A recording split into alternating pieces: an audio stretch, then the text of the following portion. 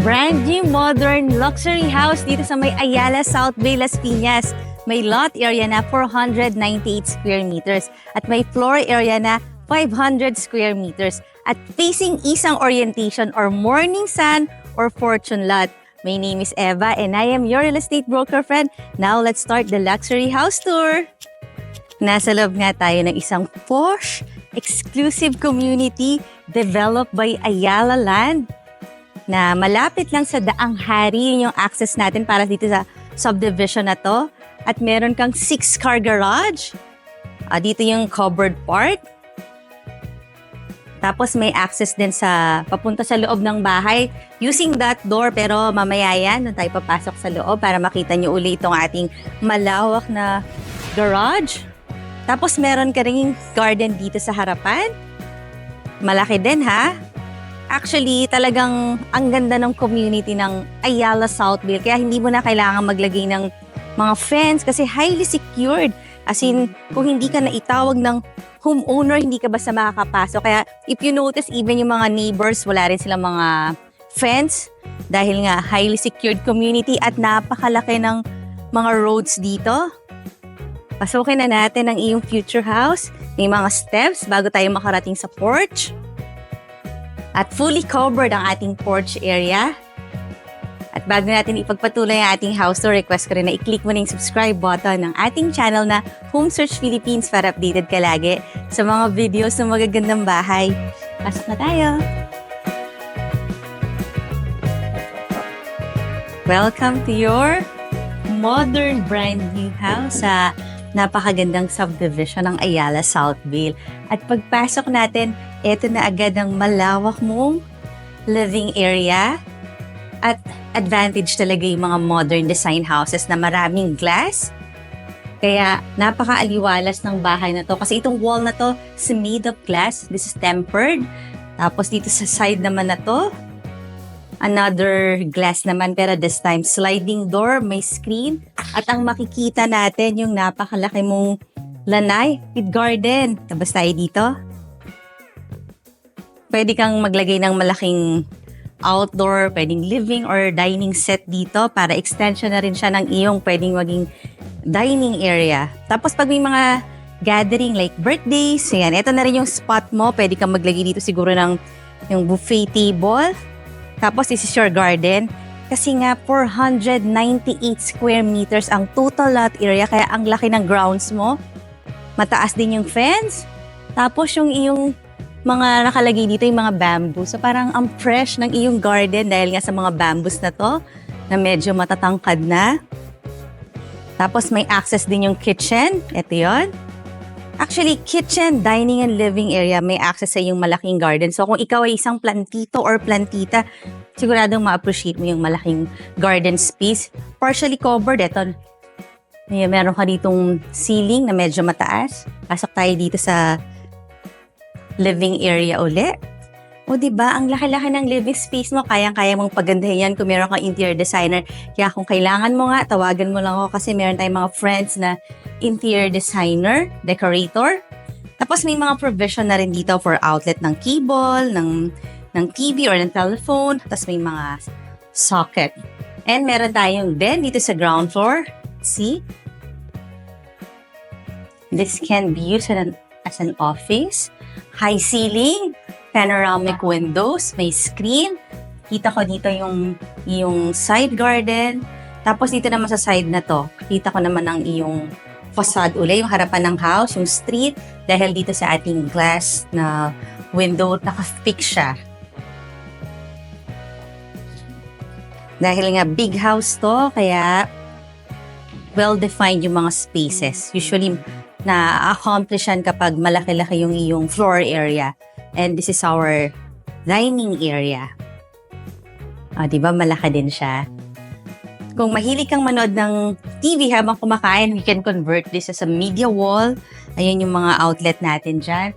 Tapos fully enclosed kitchen. Pero before that, ito yung na-mention ko kanina na dining area also has an access to your covered lanai and your garden.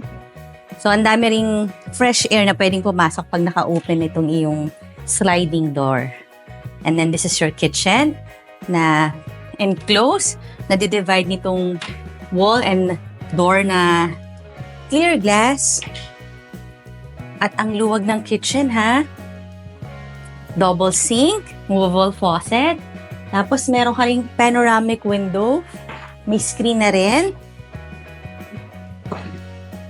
Yung ating mga kitchen cabinets. Tapos, even this kitchen, may access ulit. Ito naman sa garden na. Ayan. Pagbukas mo ng iyong door, kitang-kita mo na, ayan ang garden. So, napakaaliwalas ng kitchen because ang dami nating mga sliding door. Tapos, accessible sa garden. Actually, pwede ka magpalagay ng swimming pool dyan. Kasi nga medyo malaki-laki pa siya. Ito yung mga space for kung maglalagay ka ng yung rain hood, may provision ka na. Ito naman yung para sa refrigerator. Tapos, ito yung ating daily kitchen. Meron kang malaking kitchen and malaki rin yung daily kitchen mo. Na just the same, puro panoramic windows yung nandito. Tapos may mga screens na. Double sink pa rin, movable faucet. Tapos dito naman yung side ng mga food pantries. Ayan. May mga sliding door ka dyan. At sa labas yung helper's room, yung driver's room. May own bathroom sila. Tabas tayo dito. Meron ditong laundry room. Ayan siya. Tapos andito na yung maid's room and driver's room na may common bathroom. At nandyan ang ating helper kaya hindi na tayo papasok. Diba? Ang laki ng yung mga spaces, even itong iyong daily kitchen, pati yung iyong main kitchen. Puntahan natin yung sinabi ko kanina na yung garage or parking, accessible na kagad sa bahay. Yung door na yon, puntahan natin.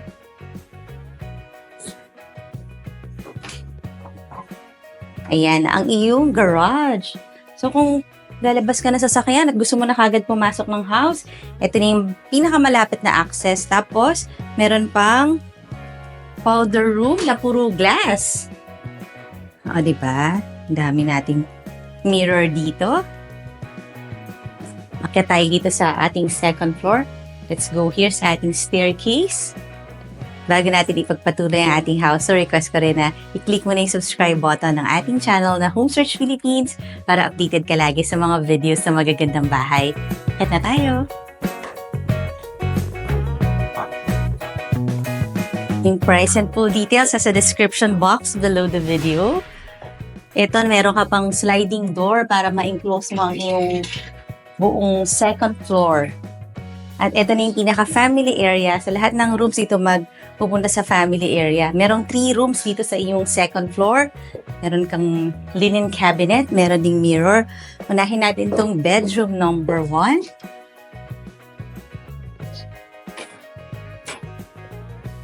Pahaba ang bedroom na to. Corner room. Kaya meron kang panoramic windows on this side and on the other side. Kita ko naman dito ang iyong balcony. Tapos meron siyang own bathroom. Ito yung kanyang closet. Meron ring mirror. Floor to ceiling height. And ito na ang iyong bathroom. Meron shower. Ito yung mga tempered glass shower enclosure. Meron ka na ring mirror dito. Let's see, other bedroom. Ayun naman siya.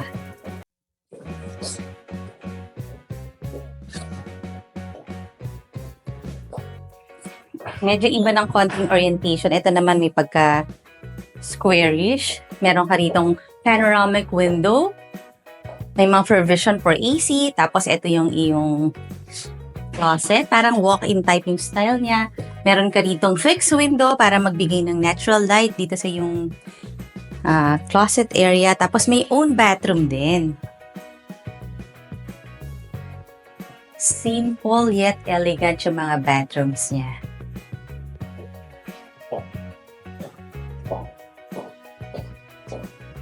Let's proceed to the other room.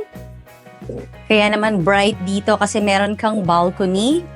May floor to ceiling height na sliding door at malaki yung iyong common balcony for the 3 bedrooms. Kita naman natin dito ang iyong garden, ang iyong lanay. At syempre yung mga trees dito sa Ayala South Vale. Yan, malaki-laki yung iyong balcony. Tapos yun nga yung sinasabi kong garden mo na pwede mong lagyan ng swimming pool. O diba, nice tong house na to kasi meron ka ng garden na talagang papakinabangan mo dahil malaki siya. Tapos just in case gusto mo maglagay dito ng couch or gawin tong family area or TV area, pwede ka dito maglagay ng flat screen TV kasi may mga provision tayo dyan. And another bedroom. Nice din. Parang meron kang walk-in closet dito sa side na to. Tapos meron din siyang own bathroom. Tapos ito pa yung panoramic window niya. Ang view naman natin dito is also the garden. And let's go to your master bedroom.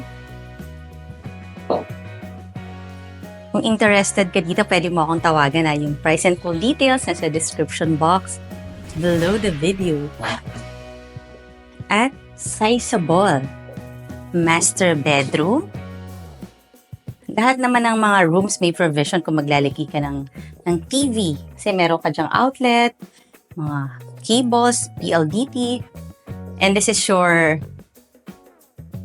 sobrang laking window. Papunta tayo dito sa ating malaki ring balcony. So, lahat ng mga spaces natin dito are all huge, sizable. Ayan. O, diba? Ang laki-laki ng balcony ng master bedroom. As in, super size. Ito pala yung isang side. Meron pa tayong isang side doon. Tapos kita natin ang magandang community. Siyempre, nasa loob tayo ng highly secured subdivision na flood-free. Which is yun yung pinaka most important thing. Dapat hindi binabaha yung mga properties natin. So, ito na yung other side of your balcony. Ang lapit lang nito sa Landers, sa Evia Mall, sa mga schools like Sobel, ayan, Lasal, de La Salle Sobel. Yan, malapit siya dito. Tapos kung alam niyo yung MCX na very accessible kung pupunta ka ng Makati, ng BGC, ng Quezon City, ilang minutes lang. Nasa highway ka na or South Super Highway or nasa Skyway ka na kung papunta ka naman ng North, even South. So, ang ganda ng location ng ating property. And this is your master bathroom with walk-in closet. May mga mirrors. Actually, yung mga sliding doors are all mirrors. His and hers, yung iyong walk-in closet. Tapos napakaluwag, no?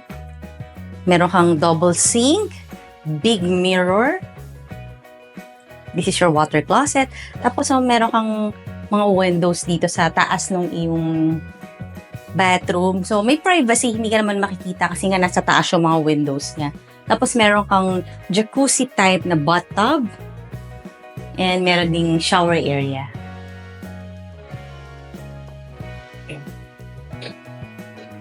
Labas tayo ulit dito sa iyong master bedroom. Kaya home searchers, kung interested ka na rito, pwede mo na akong tawagan. Nandyan lang yung number ko. At kung ikaw nga ay property owner, meron kang house and lot, meron kang resort, or any property na gusto mong ma-feature dito sa ating YouTube channel na Home Search Philippines, tawagan mo lang din ako para mabenta na natin yan. Ngayon naman, request ko na i-click mo na yung subscribe button ng ating channel na Home Search Philippines, and I will see you on the next video.